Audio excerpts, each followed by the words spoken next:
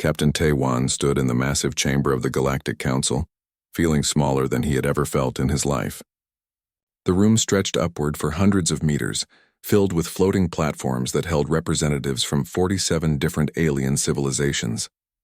Each platform glowed with its own light, and the beings that stood on them were more strange and wonderful than anything Earth's people had imagined before first contact. Ambassador Yeon stood beside Taewan, her hands shaking slightly as she prepared to present Earth's greatest achievement to the galaxy. They had waited 50 years for this moment. 50 years of petitions of proving humanity was worthy of even being heard, and now finally they had their chance. The presentation began. Holographic images filled the center of the chamber, showing Earth's newest vessel.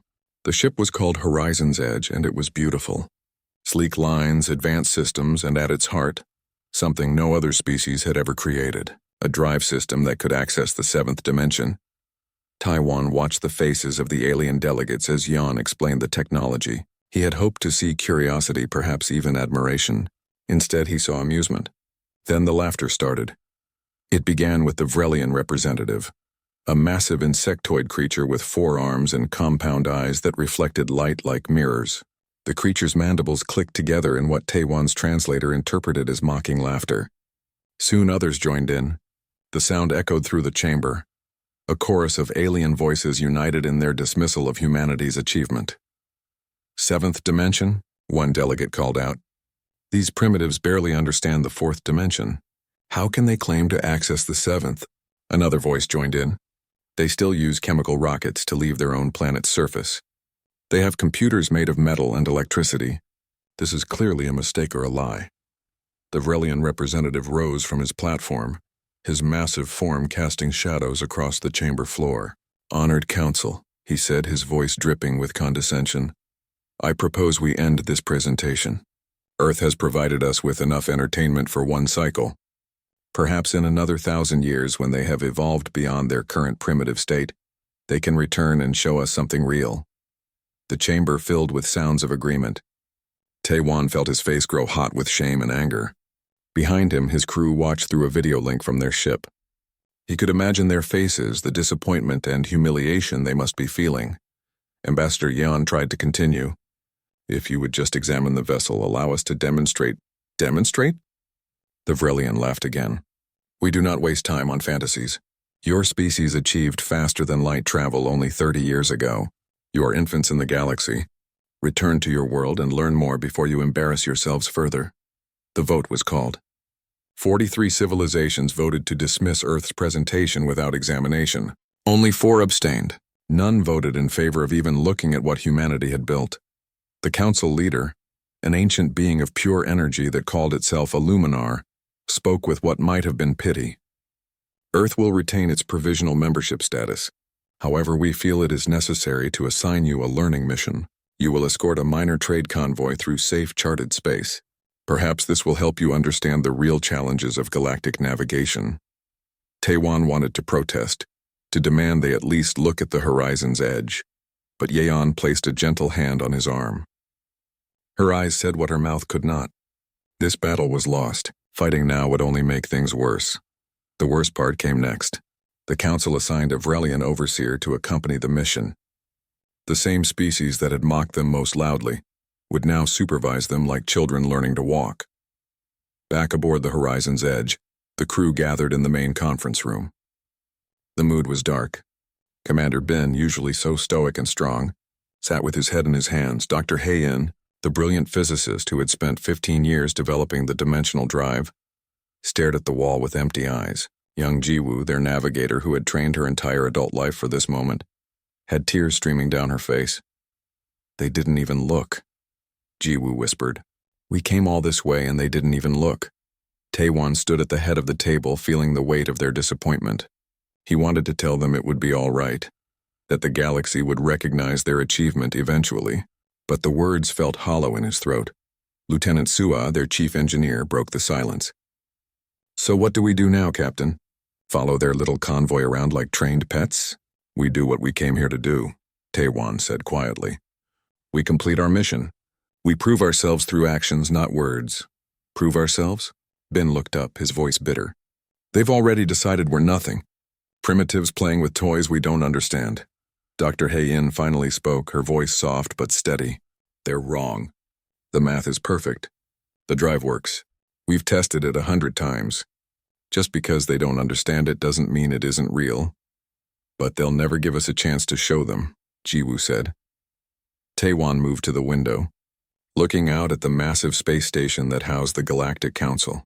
Thousands of ships moved around it, representing civilizations that had explored the stars for millennia, while humanity was still learning to make fire. My grandmother used to tell me a story, he said, about the first Korean astronauts who applied to space programs. They were rejected over and over, told they weren't good enough, that they didn't have the right background. But they kept trying. They kept working, and eventually they didn't just join the programs. They led them. He turned back to his crew. We're going to do this convoy mission. We're going to do it perfectly, and we're going to wait for our moment, because it will come. The galaxy is vast and dangerous. Sooner or later, they're going to need something they don't have, and when that moment comes, we'll be ready. The Vrelian overseer arrived the next day. His name was unpronounceable by human tongues, so he told them to call him Observer.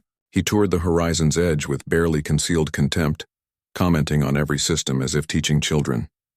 This engine design is inefficient, he said. Your weapons are outdated. Your shields use technology we abandoned centuries ago. It is remarkable that you managed to keep this vessel operational at all. Taewon bit his tongue and remained professional. His crew did the same, though he could see the anger in their eyes. They launched the next morning, joining a convoy of 6 merchant vessels carrying routine trade goods. The route was considered so safe that it was used for training new pilots. The fact that Earth's most advanced ship had been assigned to this mission was itself an insult. As they entered hyperspace, following the predetermined route, Jiwoo noticed something on her sensors. A strange gravitational signature at the edge of charted space. She reported it to Observer, who dismissed it immediately. Your sensors are miscalibrated, he said. Another sign of inferior human technology. There is nothing there. But Jiwoo looked at Taewon and he saw the certainty in her eyes. She had found something the galaxy's advanced civilizations had missed, and deep in the darkness of space something ancient stirred. The convoy moved through hyperspace at a steady pace, and Observer found new things to criticize every hour. Taewon endured it with patience he didn't know he had. His crew followed his example, staying professional even when the Vrelian's insults became more personal. But something bothered Taewon. Jiwoo had reported that gravitational signature 3 more times, and each time Observer dismissed it as equipment failure. The young navigator was too good at her job to make the same mistake 4 times. Something was wrong. That night, ship time, Taewon gathered his senior staff in his private quarters. Away from Observer's watching eyes and listening devices, they could finally speak freely. Show me what you found, Taewon said to Jiwoo. The navigator pulled up her sensor data on a portable display. Here, Captain. These readings don't match anything in the galactic database. The gravitational patterns are wrong. It's like space itself is bending in ways that shouldn't be possible. Dr. Hayin leaned forward, studying the numbers. Her eyes widened. These readings, they're not just gravitational. They're dimensional fractures. Can you say that in words the rest of us understand? Commander Bin asked. Hayin took a deep breath. When we developed the 7th dimension drive, we had to study how dimensions interact. These readings show patterns consistent with something massive moving through higher dimensional space, something that exists partially outside our normal 3 dimensions. Lieutenant Sua, who had been quietly working on her own console, looked up. I've been scanning on frequencies Observer doesn't know about. Built them into the ship's secondary systems. He thinks they're just backup life support monitors. But Captain Dr. Hayin is right. And whatever is causing these readings is getting closer. The room fell silent. Taewon felt a chill run down his spine. How much closer? If the pattern continues, it will reach the outer colonies in about 2 weeks, Sua said. We need to report this to the council, Bin said immediately. And tell them what? Jiwoo's voice was bitter. That the primitive humans with their broken sensors detected something that all their advanced systems missed? They'll laugh at us again. Taewon knew she was right. But he also knew they couldn't stay silent. We report it anyway. If we're wrong, we're already a joke. If we're right, we might save lives. He sent the report to the Galactic Council that same hour, along with all the data they had collected. The response came back within minutes. His request was denied. The Council Science Division reviewed their data and declared it meaningless noise caused by faulty human equipment. They were ordered to focus on their assigned mission and stop wasting Council resources with false alarms. Observer found out about the report and made sure to humiliate Taiwan in front of the entire crew. This is why children should not play with adult technology, the Vrelian announced over the ship's communication system. They see monsters in every shadow. Perhaps Earth should return to slower than light travel until you mature as a species. After Observer left the bridge, Dr. Kyung, their xenobiologist, approached Taiwan. "Captain, can I speak with you privately?" In his ready room, Kyung shared something she had been studying. "I've been analyzing the psychological profiles of the Council species. Do you know what they all have in common?" Taiwan shook his head. "Age. Every civilization on the Council is at least 10,000 years old. Some are 1,000,000 years old. They've been exploring space longer than humans have existed, and that's made them rigid. Rigid how? They have established scientific laws that have worked for them for millennia. Proven technologies. Tested theories. When they see something that doesn't fit their understanding, they don't question their knowledge. They question the observation. To them, we're not just young. We're wrong by default. Taiwan thought about this. But we're not wrong about the dimensional drive. No, we're not. And that's what scares them, I think. They didn't discover it first." Kyung paused. "Captain, may I ask you something? How did Dr. Hayan develop the seventh dimension drive? I've read the reports, but I want to hear it from someone who was there from the beginning." Taiwan smiled, remembering. Hayan was a graduate student when the galactic species first made contact with Earth. She was studying quantum physics, but she was also interested in philosophy and consciousness studies. Strange combination, everyone said. He pulled up old files on his display. When we learned about hyperspace from the aliens, about how they traveled through four-dimensional shortcuts, Hayan became obsessed. But not with copying their technology. She wanted to understand why their approach was the only one they had ever developed. And what did she find? That they were thinking too logically, too mathematically. They saw dimensions as pure physics, pure geometry. But Hayan had a different idea. She believed consciousness itself operated in higher dimensions.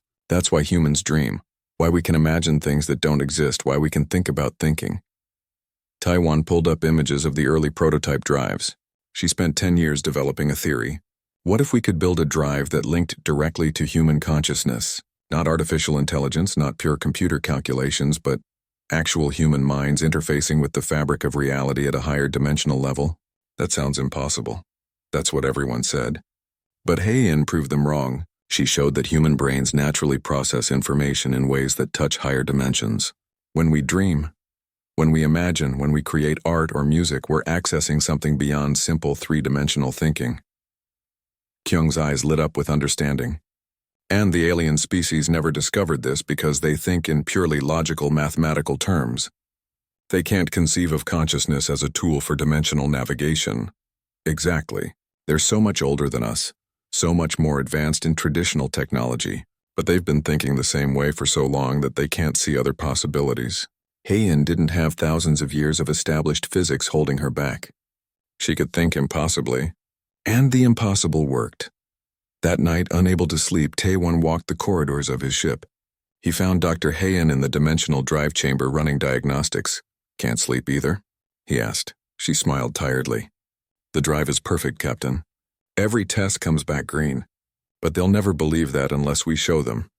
Then we wait for our chance to show them. What if that chance never comes?" Taiwan looked at the drive, at the elegant machinery that represented humanity's greatest achievement. "Then we keep doing what we're doing. We keep proving ourselves through our actions. Eventually, the truth has a way of revealing itself." But even as he said it, Taiwan felt the weight of doubt. Jiwoo's readings were getting stronger. Something was coming. Something massive and dangerous. And the galaxy's ancient civilizations were blind to it. In the cargo bay, Lieutenant Suwa worked through the night on modifications to the ship's systems. She had a feeling they would need every advantage soon. The sensor readings didn't lie. Something was coming. And when it arrived, humanity's moment would come with it. On the bridge, Jiwoo watched her displays with growing concern. The gravitational signatures were no longer distant anomalies. They were close now. Very close, and they were spreading. She recorded everything, knowing that someday someone would need this data. Someday the galaxy would have to listen. That day was coming sooner than anyone realized. In the darkness beyond the edge of charted space, something ancient and hungry detected the warmth of civilization. It had been sleeping for 10,000 years, waiting for its moment. Now it stirred. Now it moved. The swarm was waking up, and the galaxy, with all its advanced technology and ancient wisdom, had no idea what was about to hit them. The emergency broadcast came through every communication channel simultaneously. Tae-Wan was reviewing supply reports when the alarm started screaming throughout the ship. Every screen, every display, every holographic interface suddenly showed the same thing. The seal of the Galactic Council flashing red. All vessels, all stations, all colonies. This is a galaxy-wide emergency. We are under attack. The message continued, but Tae-Wan was already running to the bridge. His crew was already at their stations, their faces pale as they watched the incoming reports. Observer stood in the center of the bridge, his insectoid features frozen in what Tae-Wan recognized as shock. The reports came in waves, each one worse than the last. 3 outer colonies had gone dark. No distress calls, no warnings. They simply stopped transmitting. Then came the first visual feeds. Tae-Wan watched the screen and felt his blood turn cold. Ships. Thousands of them. They didn't look like any vessel he had ever seen. They were organic and mechanical at the same time, like someone had taken living tissue and merged it with dark metal. They moved through space in perfect coordination, like schools of fish, like flocks of birds, like something that thought with one mind. What are they? Commander Bin whispered. Dr. Hayen pulled up older files, her fingers moving frantically across her console. The database calls them the Collectors, but the last recorded sighting was 10,000 years ago. Most species thought they were just legends. On screen, the collector ships reached a mining colony. They didn't fire weapons in any traditional sense. Instead, they surrounded the colony and released waves of energy that seemed to dissolve the station's shields like acid through paper. Then they moved in, their hulls opening to reveal massive collection chambers. The colony's structures were pulled apart and absorbed into the ships. They're harvesting, Jiwoo said, her voice shaking. They're harvesting everything. The metal, the technology, the people. The Galactic Council mobilized faster than Tae-Wan had thought possible. Within hours, massive fleets from a dozen civilizations converged on the collector swarm. The firepower they brought was staggering. Antimatter weapons that could destroy planets. Graviton disruptors that could tear apart stars. Quantum torpedoes that existed in multiple realities at once. The battle was broadcast across every channel. The galaxy watched as their most powerful civilizations attacked the collector swarm with everything they had. For the first 10 minutes, it looked like they might win. The collector ships burned and broke under the assault. Hundreds of them died in brilliant explosions. Then everything changed. The collector ships began to adapt. Their hulls reformed, changing structure and composition. The antimatter weapons that had destroyed them minutes before now dissipated harmlessly against their new shields. The graviton disruptors were absorbed and redirected. The quantum torpedoes phased through the ships without causing damage. The collector swarm attacked back. Beams of energy that ignored shields and burned through hulls like they were made of air. Clouds of nanomachines that broke down ships at the molecular level. And worst of all, they were learning. Every weapon used against them became useless within minutes as they adapted their defenses. The galactic fleet started dying. Not slowly, not with dignity, but in wholesale slaughter. Tae-Wan watched the proud warships of ancient civilizations torn apart like toys. He watched as the Vrelian Dominion's flagship, a vessel 3 kilometers long that had survived 100 wars, was pulled into a collector ship's maw and dissolved. The convoy they were escorting received orders to run, to jump to hyperspace and flee as fast as possible. Observer, for once, had nothing to say. The Vrelian sat in the corner of the bridge, watching his civilization's ships die. But Tae-Wan couldn't look away from the tactical displays. Jiwoo was tracking the collector movements, plotting their patterns. Captain, they're moving toward the core systems. If they maintain this speed, they'll reach the heavily populated worlds in less than a week. Can the Council stop them? Hayen shook her head. Not with current weapons. The collectors adapt too fast. Every strategy that works gets countered within minutes. It's like fighting an enemy that learns faster than you can attack. The emergency council session was called for all member species. Even Earth, with its provisional status, was included. Taewon watched as the council chamber filled with panicked representatives. The proud beings who had mocked humanity days ago now looked terrified. The Luminar council leader tried to maintain order, but chaos had taken hold.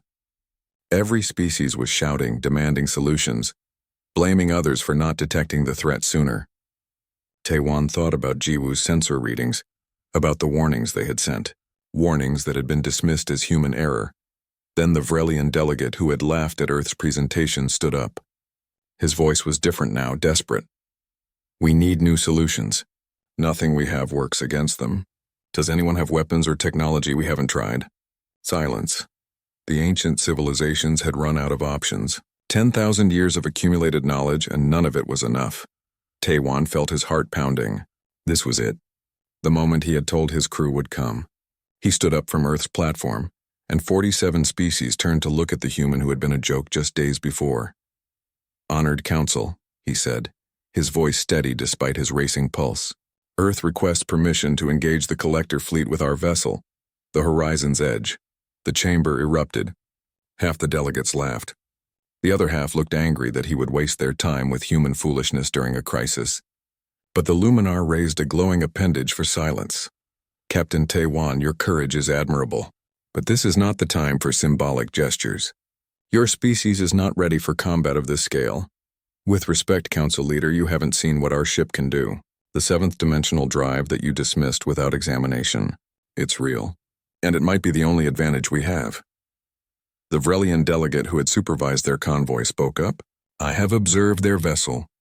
It is primitive technology dressed up with impossible claims. Letting them engage will only add to our casualties." Dr. Hayin stepped forward on the platform beside Taewon. "The collectors navigate using fourth and fifth dimensional sensing. Every species in this council uses technology based on those same principles. That's why you can't fight them effectively. They can predict your movements, adapt to your weapons because they understand your dimensional framework. And humans do not." The Luminar sounded curious despite the crisis. "Our drive operates in the seventh dimension, a dimensional space that the collectors can't sense or comprehend. To them we'll be invisible, unpredictable. We can hit them from angles they can't defend against." Debate erupted again. Some delegates called it desperate foolishness. Others said humanity was trying to use the crisis for attention. But more and more voices started asking the question that mattered most. What if the humans were right? Finally, the Luminar made the decision. "Earth vessel Horizon's Edge. You have permission to engage. May whatever gods you believe in watch over you." No one expected them to succeed.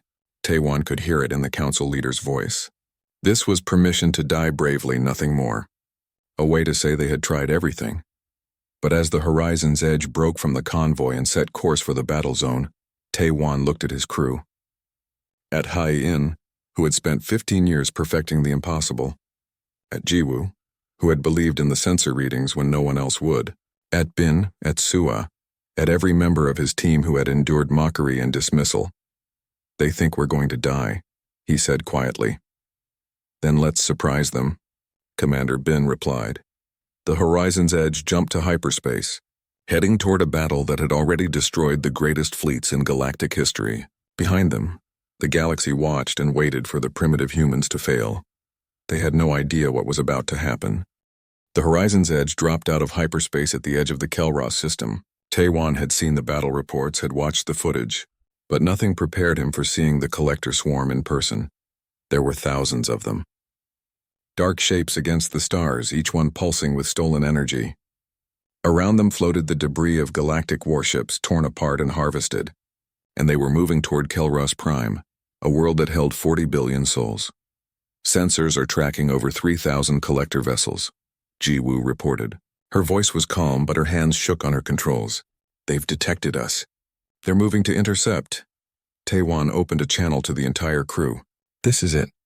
Everything we've worked for, everything we've built, comes down to the next few hours. The galaxy thinks we're primitives playing with technology we don't understand. Let's show them what human ingenuity really means. All stations prepare for dimensional shift. Jiwoo, take us to the 7th layer." The young navigator's hands moved across her controls, and Taewon felt the familiar sensation of reality shifting around him. It was like falling and flying at the same time, like being in two places at once. The Horizon's Edge began to phase. its solid form flickering as it existed partially in normal space and partially in dimensions that human eyes couldn't properly see. On the view screen, the collector ships opened fire. Beams of energy that had destroyed countless warships lanced toward the horizon's edge, but the weapons passed through empty space. The ship was there and not there, existing in a state that the collectors couldn't target. "They can't see us," Heian confirmed, watching her displays with fierce satisfaction. To their sensors, we're like shadows, present but impossible to pin down. Taiwan allowed himself a small smile. "Then let's cast some shadows they'll never forget." "So, weapon status?" "Modified and ready, Captain," the engineer replied. "I've channeled the dimensional drive's energy into our weapons systems. When we fire, we're not just shooting matter or energy, we're shooting physics that shouldn't exist in three-dimensional space. Target the nearest collector cluster. Fire when ready." The horizon's edge unleashed its modified weapons. To an outside observer, it looked like reality itself was tearing. Beams of impossible light struck the collector ships and their hulls didn't just break. They collapsed inward, folding into dimensions that couldn't contain them. The ships that had adapted to every galactic weapon screamed across every frequency as they were unmade at the molecular level. 10 collector ships died in the first volley. Then 20. Then 50. And the swarm, for the first time in recorded history, began to retreat. "They're trying to adapt," Jiwoo said, tracking the collector movements, "but they can't. They're designed to counter threats in familiar dimensional space. They have no framework for understanding what we're doing to them." Commander Bin studied the tactical display. "They're regrouping, trying to find a pattern in our attacks. We need to keep them off balance." Taiwan nodded. "Jiwoo, take us through a random dimensional path. Don't follow any pattern. Let your instincts guide us." The navigator closed her eyes for a moment, and Taiwan knew she was feeling her way through seventh dimensional space. It was something that couldn't be done with computers alone. It required human intuition, human consciousness interfacing with reality at levels that logic couldn't reach. The horizon's edge flickered across the battlefield, appearing and disappearing. Sometimes they were in normal space. Sometimes they existed only as probability waves. The collectors tried to follow, tried to predict, but they were fighting an enemy that made no sense to them. More collector ships died. Hundreds of them. The swarm that had destroyed entire fleets was being torn apart by a single human vessel. And across the galaxy, every species watched in stunned silence. But Dr. Heian saw something that worried her. "Captain, I'm detecting dimensional rifts opening at the edge of the system. The collectors are trying to bring in reinforcements." Taiwan pulled up the readings. She was right. Tiers in space-time were forming, and through them he could see more collector ships waiting to join the swarm. If they came through, even the horizon's edge wouldn't be able to stop them all. "Can we close the rifts?" he asked. Heian's fingers flew across her console, running calculations. "In theory, yes. The dimensional drive could collapse the rifts by disrupting their dimensional structure. But it would require us to maintain seventh dimensional state for an extended period. The neural load on Jiwoo would be immense." Taiwan looked at his navigator. "Jiwoo?" The young woman met his eyes. "I can do it, Captain. This is what I trained for." Commander Bin stepped closer. "Captain, if the strain is too much, then we stop," Taiwan finished. "But we have to try. If those reinforcements come through, Kelros Prime is doomed. The entire core systems might fall." He made the decision. "All hands, this is the captain. We're going to seal the dimensional rifts. This operation will be more dangerous than anything we've attempted. But if we don't do this, billions will die. I need everyone at peak performance." Sua's voice came through from engineering. "Captain, I can boost power to the dimensional drive, but it's going to put stress on every system. We'll be running everything beyond safe limits. Do it. Jiwoo, plot us a course to the nearest rift." What followed was the longest 4 hours of Taiwan's life. The horizon's edge moved from rift to rift, and at each one, they had to maintain seventh dimensional state while pouring energy into collapsing the tiers in space-time. The ship shook with the strain. Alarms blared as systems overheated. Sparks flew from overloaded conduits. But worse was watching Jiwoo. The navigator sat at her station, eyes closed, sweat pouring down her face as she held the ship in seventh dimensional space through sheer force of will. Blood started trickling from her nose after the third rift. After the fifth, she was shaking. "Jiwoo, we can stop," Taiwan said gently. "You've done enough." 12 more, she whispered. 12 more rifts and they're cut off. "I can do it." Heian monitored her neural patterns with growing alarm. Captain, her brain activity is reaching dangerous levels. The feedback from maintaining this connection could cause permanent damage. Taewon was faced with an impossible choice. Push forward and risk Jiwoo's life or stop and risk billions of lives across the galaxy. He looked at his navigator and she opened her eyes. Despite the blood, despite the pain, she smiled. "Keep going, Captain. That's an order from your navigator." They kept going. 6 more rifts collapsed. Then 7, then 10. Jiwoo's hands were clenched so tight on her controls that her knuckles were white. But she didn't stop. Didn't falter. The 17th rift closed with a cascade of energy that lit up every sensor on the ship. Only one remained. Through it, Taewon could see the collector reinforcements massing, desperate to cross over before humanity sealed them out. "This is the big one," Bin said. "It's 3 times larger than the others." "Then we hit it with everything we have," Taewon replied. "Sua, divert all power to the dimensional drive. Life support, weapons, shields, everything. Captain, if we do that and something goes wrong, then we'll die saving 40 billion people." "I can live with that." "Can you?" Sua's laugh was slightly hysterical. "Aye, Captain." The horizon's edge dove toward the final rift and Jiwoo screamed. Not in pain, but in defiance. The ship poured every ounce of energy into collapsing the massive tear in spacetime. Reality buckled. The ship bucked and shook. And then, with a sound like thunder, the rift collapsed. The collector reinforcements were cut off. The remaining swarm ships in the Kelros system, isolated and unable to adapt to humanity's dimensional attacks, began retreating toward dark space. The greatest threat the galaxy had seen in 10,000 years was fleeing from a single human ship. Jiwoo collapsed at her station. Taewon was there instantly, catching her before she fell. Her eyes were open but unfocused, blood running from her nose and ears. "Did we do it?" she whispered. "We did it," Taewon said, his voice breaking. "You did it." The ship dropped out of 7th dimensional state and suddenly every alarm was screaming. Multiple hull breaches, overloaded power systems, life support failing. They were falling apart, but they had won. Against impossible odds, with a ship the galaxy had dismissed as primitive fantasy, humanity had saved billions of lives. Galactic Council reinforcements arrived minutes later. Too late to help, but in time to witness the collector swarm fleeing from human power. Taewon sat on his damaged bridge holding his unconscious navigator and watched the stars. They had done the impossible. Now came the hard part, living with what it had cost them. 3 months had passed since the Battle of Kelros. Taewon stood in the medical bay of the horizon's edge, now fully repaired and upgraded with technology from a dozen grateful civilizations. Jiwoo sat on the edge of a bed, smiling at him despite the scars that would never fully fade. "The doctors say I can return to duty," she said, "but I'll never be able to interface with the dimensional drive like I did before. The neural pathways were too damaged." Taewon felt the familiar weight of command guilt. "If I had stopped sooner." "You would have let billions die to save me," Jiwoo interrupted. "Don't insult me by regretting that decision, Captain. I made my choice. I'd make it again." She stood steadier now than she had been weeks ago. "Besides, I've been teaching others how to navigate 7th dimensional space. Turns out humans have a natural talent for it. We just needed someone to show us the way." Outside the medical bay, the corridors of the horizon's edge bustled with activity, but now half the crew members weren't human. Engineers from the crystalline Saldari worked alongside Sua's team. Scientists from 6 different species studied the dimensional drive with Heian. The ship that had been mocked as primitive was now the most sought-after posting in the galaxy. Taewon made his way to the bridge, where Commander Bin was overseeing the installation of new sensor arrays. "The Vrelian engineers just finished calibrating the enhanced scanners," Bin reported. "Ironic, isn't it? The same species that called us children is now begging to learn from us. How are they to work with?"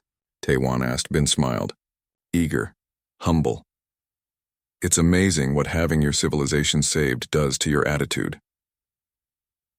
The Galactic Council had called for a historic session.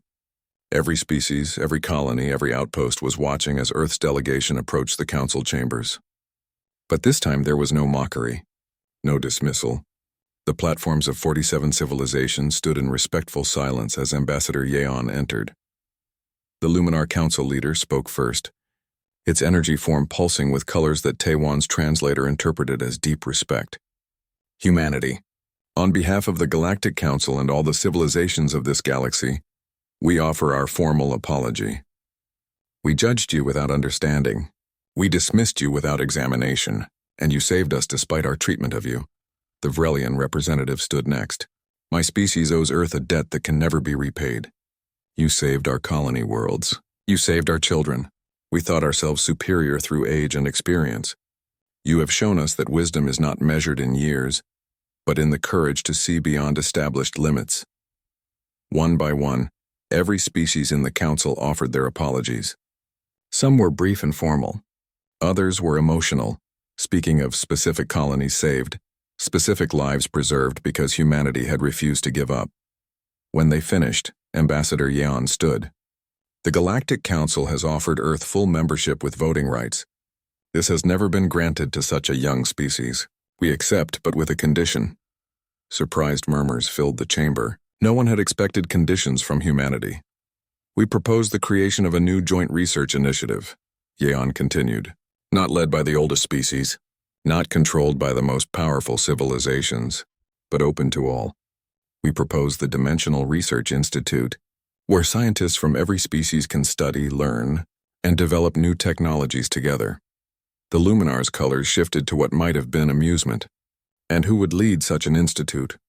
Dr. Hayen of Earth has agreed to serve as director, with a council of scientists from all member species.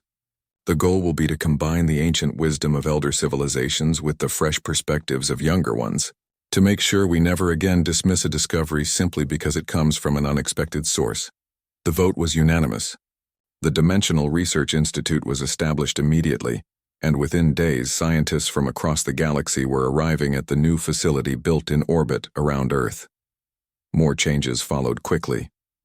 The Galactic Council established the Dimensional Defense Force, a new military branch dedicated to protecting the galaxy from threats that existed outside normal space-time. The Horizon's Edge was named as the flagship, and Captain Tae-Wan was promoted to Admiral. But perhaps more importantly, the Council began reaching out to other species they had previously dismissed. The young civilizations, the ones still developing their technology, the ones who thought differently because they hadn't yet learned to think like everyone else. Each one was invited to share their unique perspectives and discoveries. In a private ceremony aboard the Horizon's Edge, Tae-Wan gathered his original crew. Ji-Woo, still recovering but determined to continue serving. Hayen, who now split her time between the ship and the Research Institute. Bin, promoted to captain of the second seventh dimensional vessel under construction. Sua, who had become the galaxy's leading expert on dimensional engineering. We did it, Tae-Wan said simply. Everything we set out to prove. That humanity deserved a place among the stars. That our ideas had value. That being different wasn't a weakness. We did more than that, Hayen replied. We changed how the entire galaxy thinks about progress and discovery. The Council used to believe that advancement meant following the established path, learning from those who came before. Now they understand that sometimes the biggest breakthroughs come from those willing to try the impossible. Lieutenant Sua raised a glass. To the galaxy's youngest species, teaching the ancient ones a lesson they won't forget. They drank, and through the windows of the Horizon's Edge, they could see the construction yards where 7 more seventh-dimensional vessels were being built. Each would have a mixed crew, human and alien working together. Each represented a future that didn't belong to any single species, but to all of them working as one. Dr. Kyung, who had studied alien psychology during their darkest days, approached Tae-Wan later. Admiral, I've been analyzing the impact of what we did. It goes beyond just the technology or the military victory. We've fundamentally changed the social structure of the galactic civilization. How so? For millennia, the Council operated on a hierarchy of age and power. The oldest species made the rules. The strongest civilizations led the armies. Younger species were expected to learn and follow. But we proved that innovation doesn't respect hierarchy. Now species that have been members for 100 years are being asked for their input on major decisions. The entire power structure is shifting. Tae-Wan considered this. Is that a good thing? I think so. Diversity of thought makes everyone stronger. We proved that when we solved a problem that millennia-old civilizations couldn't solve. Now the galaxy is embracing that lesson. Months turned into a year. The Dimensional Research Institute published breakthrough after breakthrough. Turns out when you combine the accumulated knowledge of ancient species with the fresh thinking of younger ones, remarkable things happened. New forms of energy generation, medical technologies that cured diseases thought incurable, even art and music that blended styles across species in ways no one had imagined. The Horizon's Edge completed 12 missions in that first year. Each one pushed the boundaries of dimensional exploration. Each one made humanity's reputation stronger, and each one proved that the human ability to think outside established patterns wasn't a one-time accident. It was a fundamental strength of the species. On the anniversary of the Battle of Kelros, the galaxy held a day of remembrance.